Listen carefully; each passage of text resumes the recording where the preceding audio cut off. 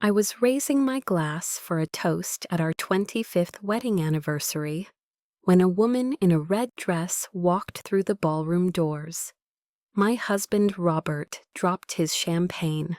The crystal shattered on the marble floor. And then she spoke. "Hello, Robert. Did you miss me?" That was the moment I discovered my entire marriage was built on a lie. My name is Helen. I'm 72 years old. For a quarter of a century, I believed I was Robert's second chance at love. His first wife, Victoria, had died in a boating accident 3 years before we met. Or so I thought. The woman in red was supposed to be dead. But there she stood, very much alive, wearing the same perfume I'd found hidden in Robert's study last month. The perfume he said belonged to his deceased mother. So tell me, what would you do if everything you believed about your life turned out to be an elaborate fiction? Would you run? Would you fight? Or would you stand there frozen as 200 guests watched your world crumble? Let me paint you a picture of what I thought was my life. Robert and I met at a grief counseling group. I'd lost my first husband, Thomas, to cancer. Robert had lost Victoria in that tragic accident. Two broken souls finding comfort in each other. It was poetic. He showed me photos of Victoria, beautiful woman, dark hair, bright smile. He'd tear up talking about her. "She was my soulmate," he'd say. "But you're my second chance at happiness." I should have questioned why he had so few photos, why her family never visited, why he changed the subject whenever I asked for details about the accident. My daughter Sarah never trusted Robert. "Something's off about him, Mom," she'd say. "His stories don't add up." But I was in love. At 47, after years of loneliness, I'd found someone who made me feel alive again. The red flags were there, no death certificate in his papers. He said it was too painful to keep. No grave to visit. She was cremated and scattered at sea, he claimed. Her family had cut contact. Too painful, he explained. I was a fool in love.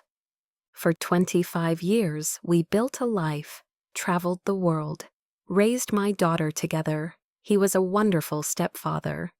We had grandchildren who adored their Grandpa Bobby. Every anniversary, he'd toast to second chances and new beginnings. This year, for our silver anniversary, I planned something special. A huge party at the Fairmont Hotel.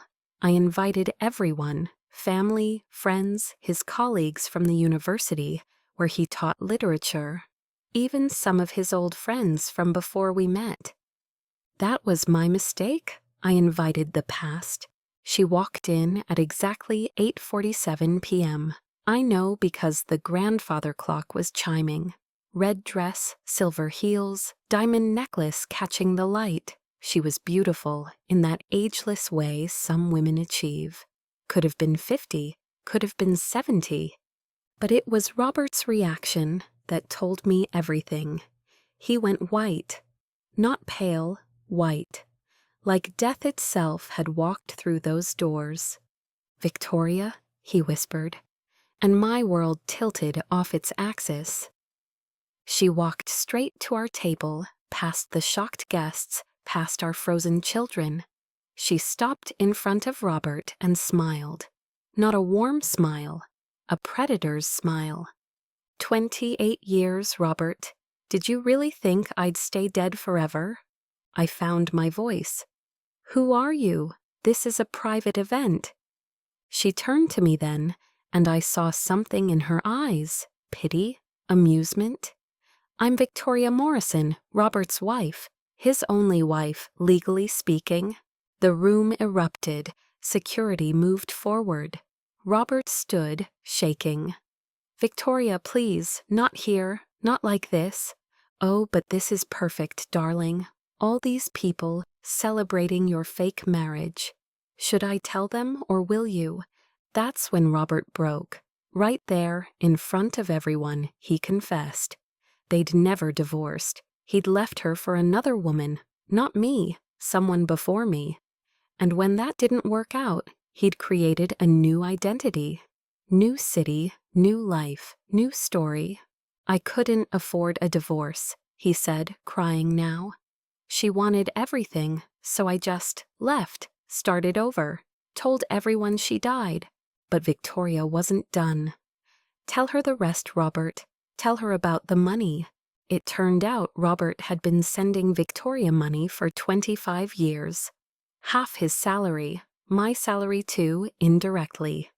Alimony, he called it, though they'd never divorced. Hush money, more like it. I got tired of being dead, Victoria said, adjusting her diamonds. Tired of living in shadows while you played happy families. So I decided to resurrect myself. Happy anniversary, Helen.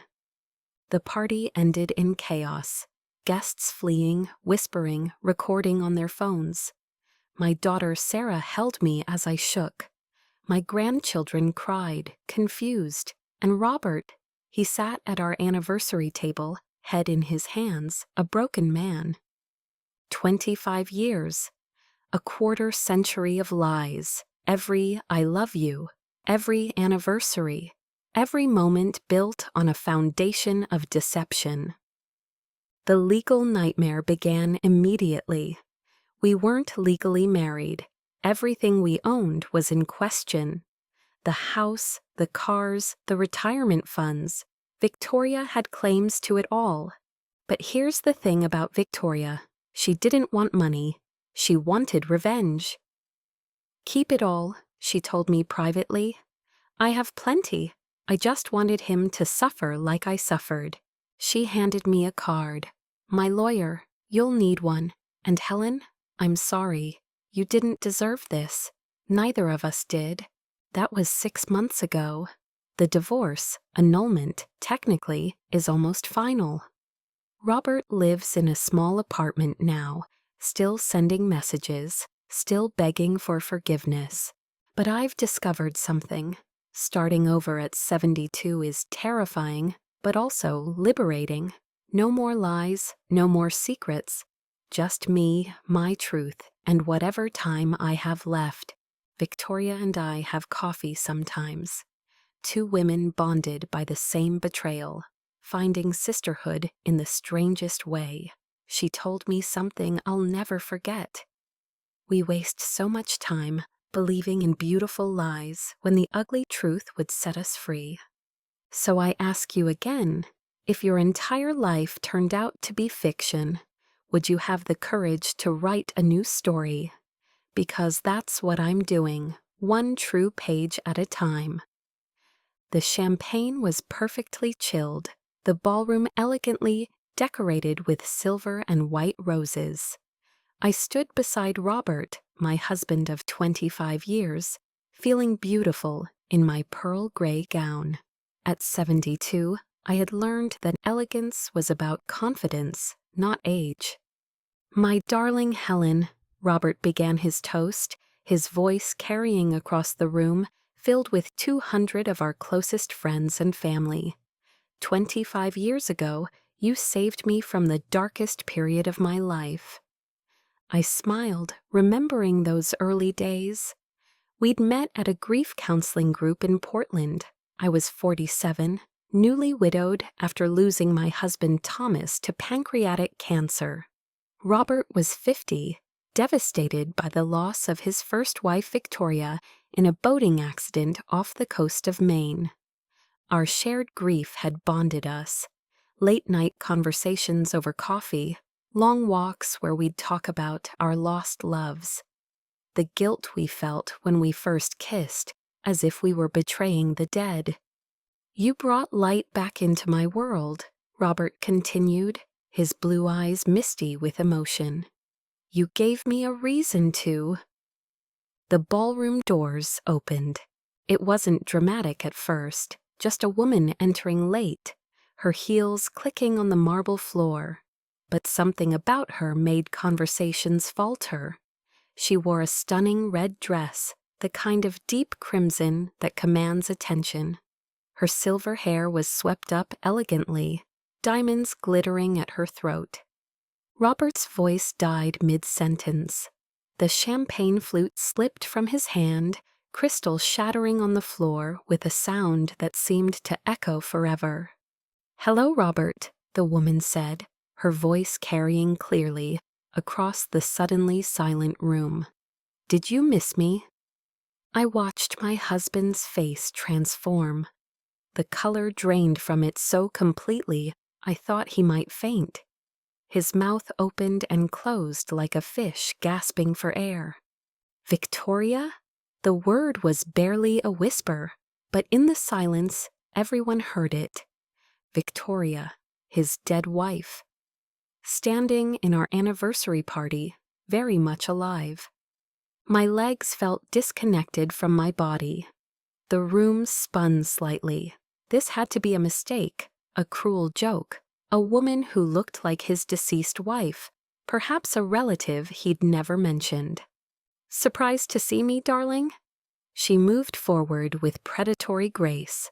I suppose rising from the dead would be shocking, though technically I was never dead, was I? "This isn't, you can't," Robert stammered. "Oh, but I can, and I am." She stopped directly in front of our table, addressing the stunned crowd. "I apologize for interrupting your celebration, but I thought after 28 years it was time to stop being dead." Sarah, my daughter, was at my side instantly. "Mom, what's happening? Who is this woman?" I couldn't answer.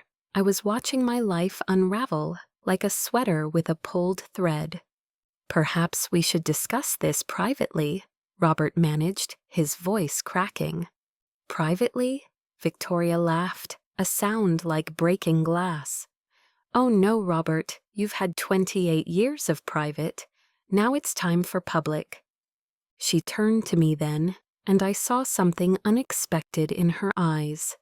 Not hatred, but a kind of weary sympathy. "You must be Helen, wife number 2.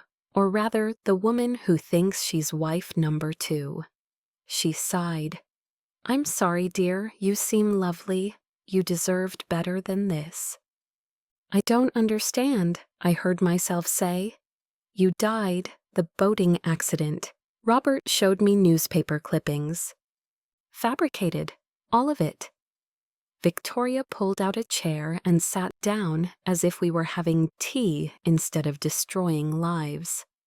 "Robert always was creative. Professor of literature, weren't you, darling?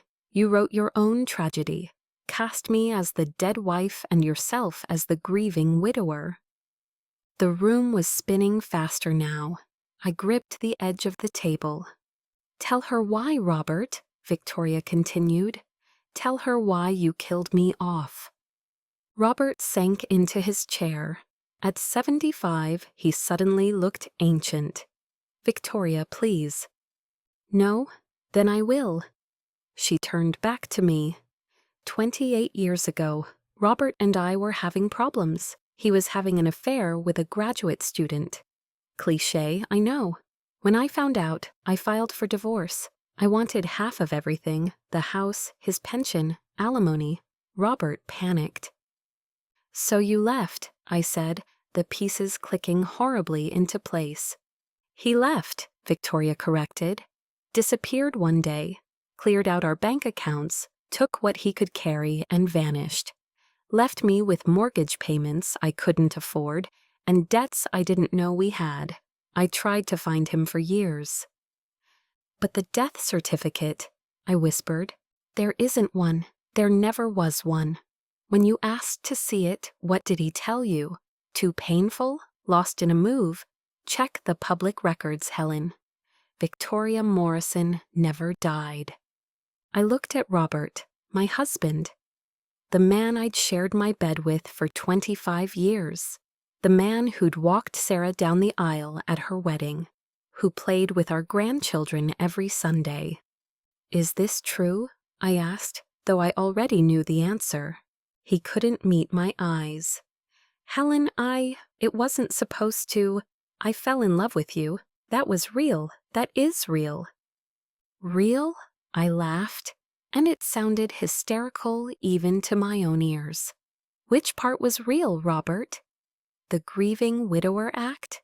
The tears when you talked about your dead wife? The way you comforted me about Thomas while lying about your own loss?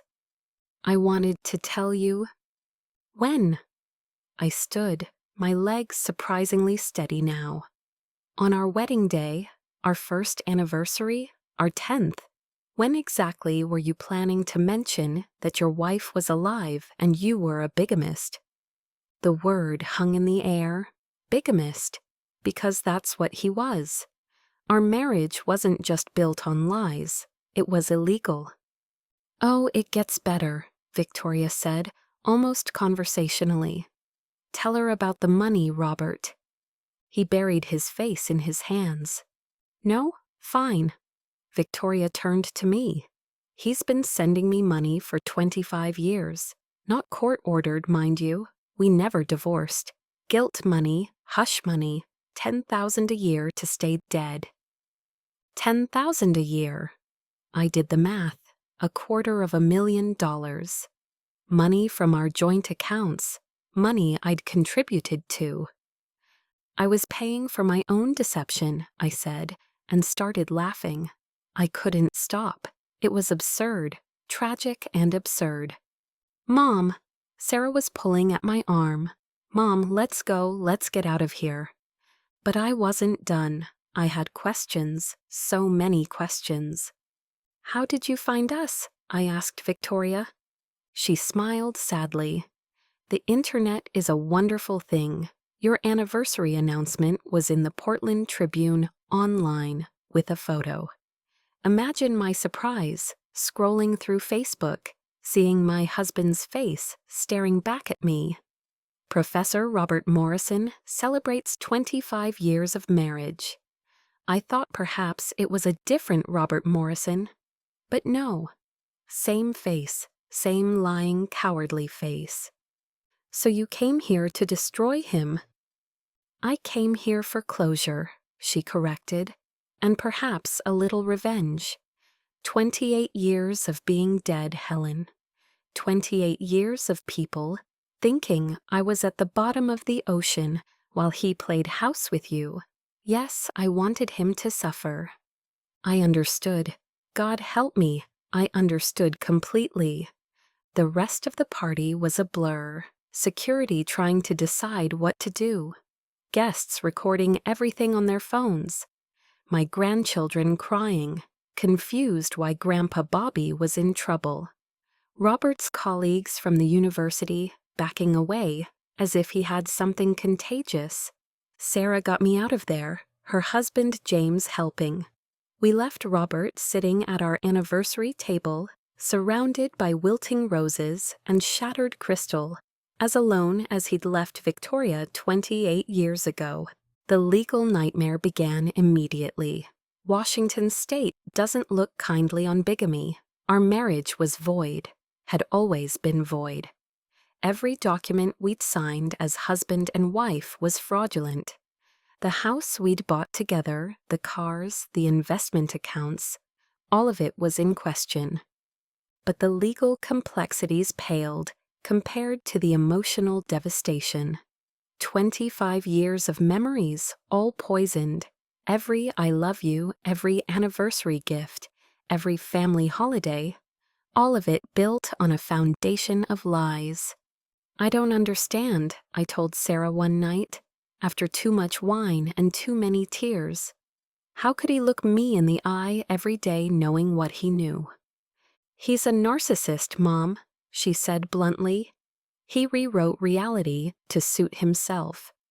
In his mind, he probably believed his own lies after a while. She was right, of course. My daughter, always the wise one. She'd never trusted Robert completely, and now I understood why. Children sense things. They see past the masks adults wear. Victoria contacted me a week after the party. We met at a small cafe downtown, two women united by the same betrayal. "I want you to know," she said, stirring her coffee, "I'm not after your money. I have my own life now, a good life. I just wanted the truth to come out." "All these years," I said, "you could have exposed him. Why didn't you?" She shrugged. "At first I was too angry, then too hurt. Then I built a new life. I moved to California, started a business, made new friends who didn't know the old Victoria. I became someone else, someone stronger."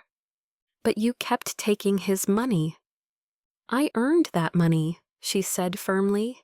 "Do you know what it's like to be abandoned? To have your husband vanish one day? To have bill collectors calling because he emptied the accounts? To have to explain to everyone that your husband didn't die, he just left? The humiliation was worth $10,000 a year." I couldn't argue with that. "What will you do now?" she asked. "I don't know," I admitted. "I'm 72 years old. I thought I'd be spending my remaining years with my husband. Now I don't even know who that man was." "You'll figure it out," Victoria said. "We're survivors, Helen. Women like us. We always figure it out." She was right about that, too. The annulment was finalized 6 months later. Robert tried to fight it at first, claiming our marriage was valid in spirit, if not in law. The judge was not impressed. Neither was the criminal court when they charged him with bigamy and fraud. He got probation and fines, no jail time. The court took his age into consideration. He lost his job at the university. His reputation, built over decades, crumbled overnight. The viral videos from our anniversary party ensured everyone knew his story. He writes to me sometimes, long, rambling letters about how sorry he is, how he never meant for it to go so far, how his love for me was real even if nothing else was. I don't read them anymore. Sarah burns them for me.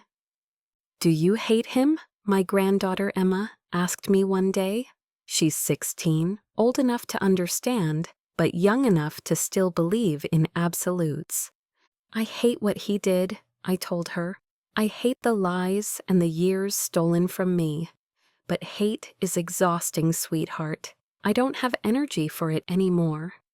"So what do you have energy for?" I smiled. "Truth, love, the real kind, and whatever adventures I have left." And there have been adventures. At 73, I sold the house Robert and I had shared. I got to keep it in the settlement. I bought a smaller place near the water. I travel now, sometimes alone, sometimes with Sarah and her family. I've taken up painting, something I'd always wanted to do, but never had time for. Victoria and I exchange Christmas cards. Strange, perhaps, but we share something unique. We're the only two people who truly understand what it's like to be married to Robert Morrison. Last year, she sent me a photo from her vineyard in Napa. "Living well is the best revenge," she wrote. She wasn't wrong. Robert lives in a small apartment on the other side of the city. Sarah tells me he looks older, frailer. Part of me feels sorry for him. He destroyed his own life more thoroughly than he destroyed mine or Victoria's. We survived, thrived even. He's the one haunted by ghosts now. But mostly I don't think about him. I've learned that the opposite of love isn't hate, it's indifference. And I'm finally, blessedly indifferent to Robert Morrison. I'm taking an art class at the community college. The instructor is a charming man named David, a widower like me. A real widower, I verified. We have coffee sometimes after class. He makes me laugh. More importantly, he makes me feel like myself. Not Robert's wife, not a victim of deception, just Helen. "Would you ever marry again?" Emma asked me recently, with a teenager's blunt curiosity. "Marriage," I laughed. Oh, sweetheart, I don't need marriage. I need truth, companionship, joy. Those can exist without a ring. But don't you miss having someone? I have someone, I told her. I have me. And after all these years, I'm finally getting to know who that is. That's the unexpected gift in all this tragedy. For 25 years, I was Robert's wife first, myself second. Now, at 73, I'm just Helen. Helen who paints terrible watercolors, but loves them anyway. Helen who travels to places Robert would have called touristy. Helen who eats ice cream for dinner sometimes because there's no one to judge. Helen who survived. The other day, I was organizing photos and found one from our 20th anniversary. Robert and I on a beach in Hawaii, looking so happy. For a moment, the old pain flared. Then I noticed something I'd never seen before. Even in paradise, his smile didn't reach his eyes. He was performing happiness, not feeling it.